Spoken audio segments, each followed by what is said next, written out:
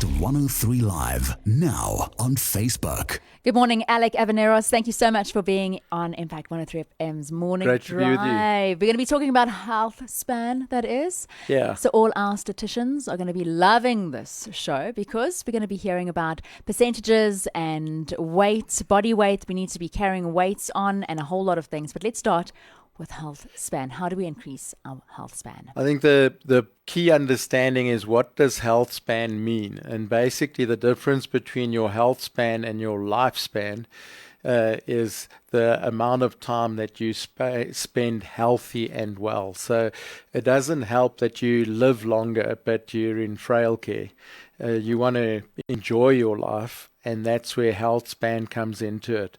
So today we're going to just cover a couple of very interesting topics and give some good advice on how to help people improve their health span.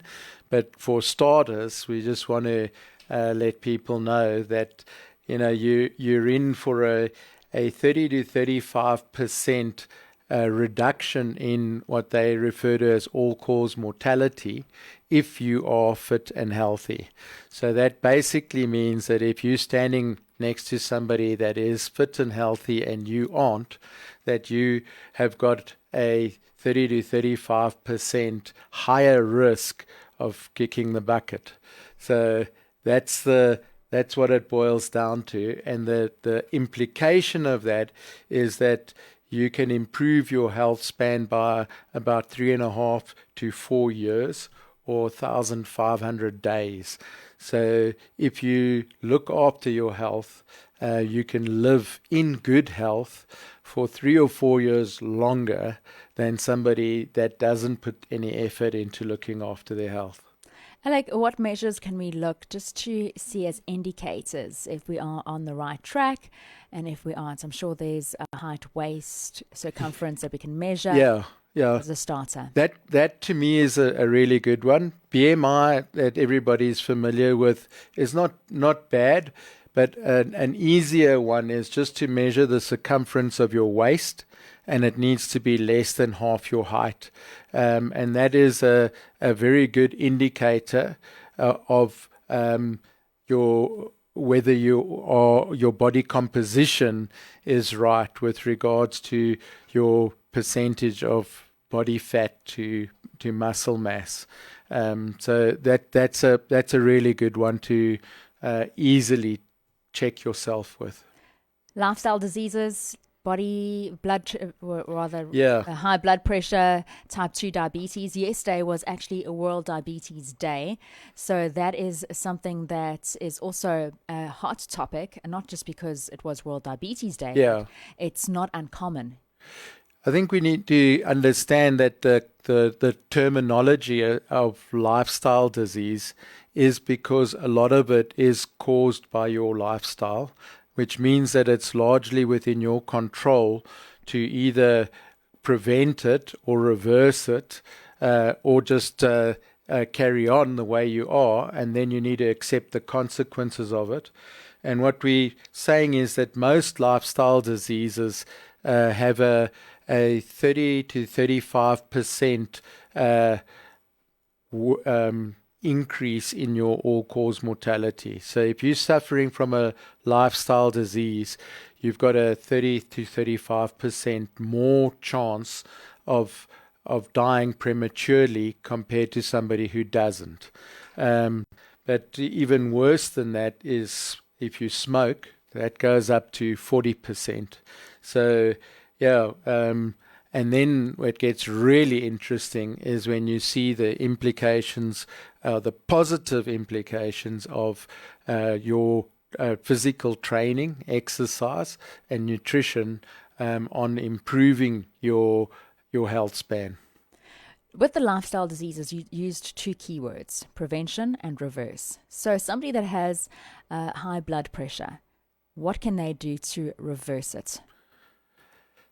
That's a very good question, but if they improve their nutrition and their exercise, it certainly will have an implication and an impact on that.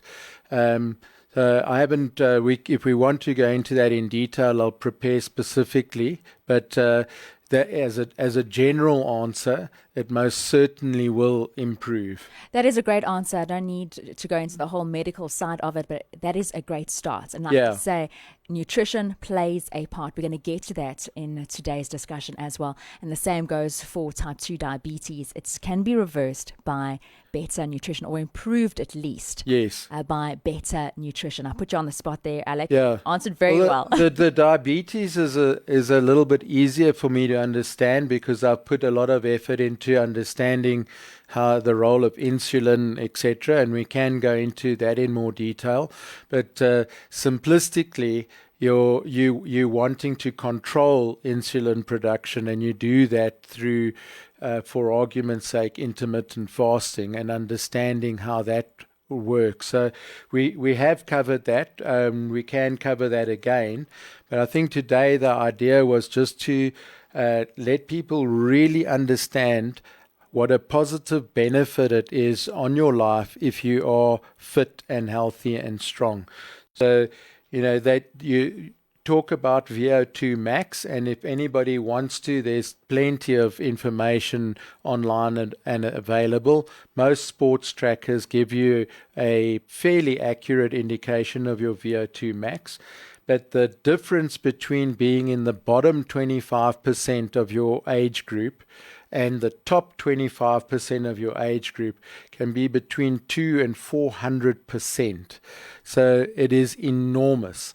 And that is cardiovascular fitness. So that is basically getting out there and walking and running and cycling and swimming and canoeing and anything else that will keep your heart rate at an elevated state for a prolonged period of time. And that's what people generally refer to when they're talking about fitness.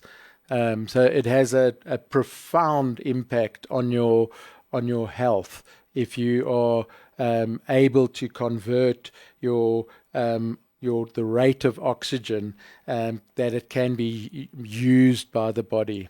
And the trick there is to do, once you've got past the basics, if you want to improve your VO2 max, it's to do interval training, where you are actually putting serious effort into trying to increase your heart rate for between 2 and 5 minutes, and then back off for 50% of that time, and then repeat it again and again and again. But you only need, that's only 8% of the volume of your training for the week.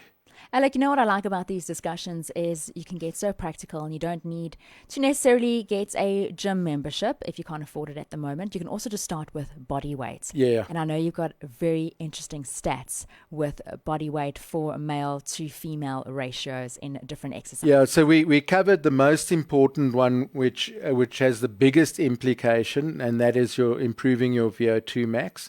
And then after that is your muscle mass and your muscle strength. And people forget that your muscle mass is directly correlated to how effective your immune system functions. So apart from just being strong and healthy and being able to perform better, it has a bearing on your immune system. So we'll go into that now, but if we're looking at a basic test that you can do, there is you do what's referred to as an air squat. So you're just standing, you drop until your knees are just below 90 degrees, and you need to be able to hold that pose for 2 minutes, men and ladies. And if you can, then you're in a relatively good space. It starts burning pretty quick, so 2 minutes gets really long. But if you can handle 2 minutes, then you're in a pretty good space. Yeah, another one that you can look at is the dead hang, where you're hanging off a bar. And again, men need to be able to hang for 2 minutes, and ladies should be able to hang for 1.5. And that's for an average 40-year-old person. And then another one is a farmer's carry, where you're actually walking, holding something in each hand. It's like carrying your groceries. Yes, except a little bit heavier than that. So men should be able to walk for 2 minutes carrying 100% of their body weight, and females should be able to carry 75% of their body weight. It's quite a challenge, and then if you can do that, you are generally in a good space. Let's look at habits of people that are fit and healthy. On the habit side, I think it's really important that if you want to build muscle mass, the building blocks are there. So you need to eat enough protein. And on the protein side, for a 90 kilogram male, they should be having at least 200 grams of protein a day. And for a 60 kilogram lady, they should be eating about 132 grams a day. And really good sources of protein are eggs, fish, nuts, beans, Greek yogurt, and beef, chicken, pork, game meat. That really makes a big difference.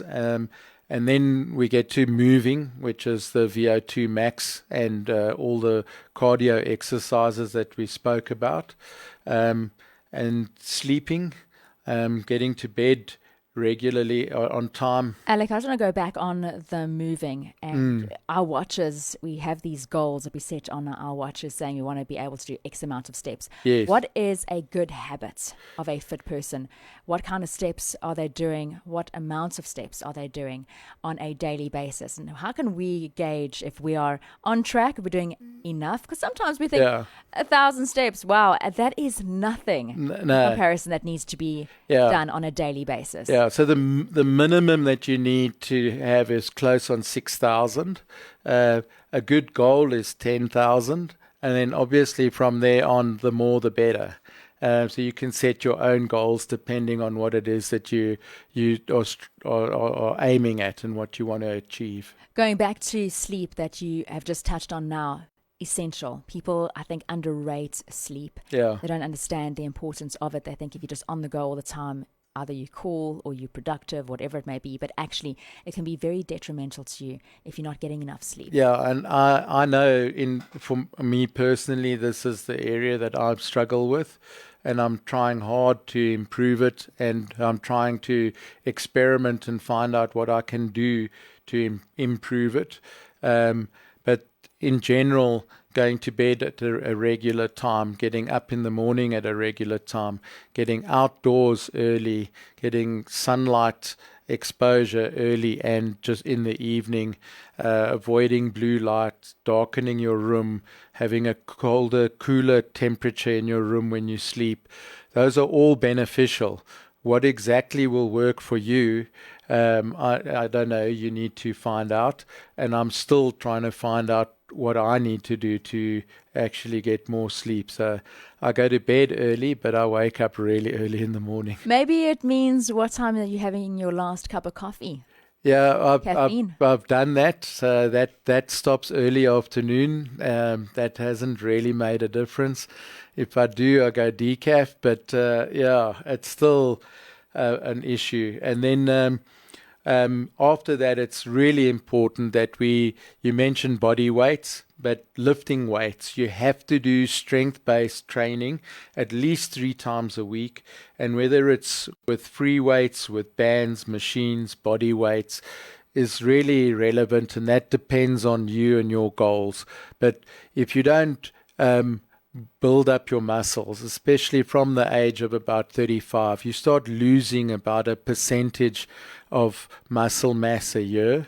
And after you've lost 10% of your muscle mass, it has a very detrimental impact on your immune system. So it's really important to keep your muscle mass up. And as you age, you'll know that people normally end up falling and breaking something, and that's the beginning of the decline in their health. So you want to be able to avoid that, and you need to be strong, fit, mobile, and your balance, etc. And those are all things that are fairly easy to work on if you do it with discipline consistently on an ongoing basis. It gets much more difficult if you yo-yo up and down, and the trick there is just to make really incremental improvements and improve a little bit at a time. Don't try and do everything in one day. Alec, let's wrap up today's discussion with lifestyle. We mentioned earlier on about having lifestyle diseases, but we've got to start with lifestyle. And sometimes it means stress, and we don't even realize the amount of stress our bodies are under without stopping and realizing, okay, maybe let's change a few things as a prevention rather than a reverse. No, so stress is most certainly plays a huge role. And it's very, very difficult there for us to try and highlight and give advice in that regard, other than to say that you need to try and reduce the stress in your life. So, don't take on unnecessary debt. Don't take on, learn to say no, so that you don't end up overburdening yourself and your time commitments, and your body needs time to rest and recover.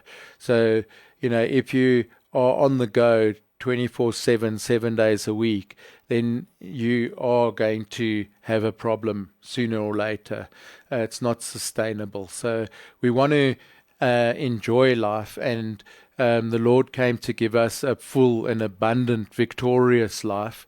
And we've covered over many episodes what we should be doing, and there's lots of good advice there. But basically, you need to look after and care for yourself. You need to love and nurture and care for your body, and you will reap the benefits of that, and all your loved ones will too. Alec Averinos, thank you so much for being on The Morning Drive. Pleasure.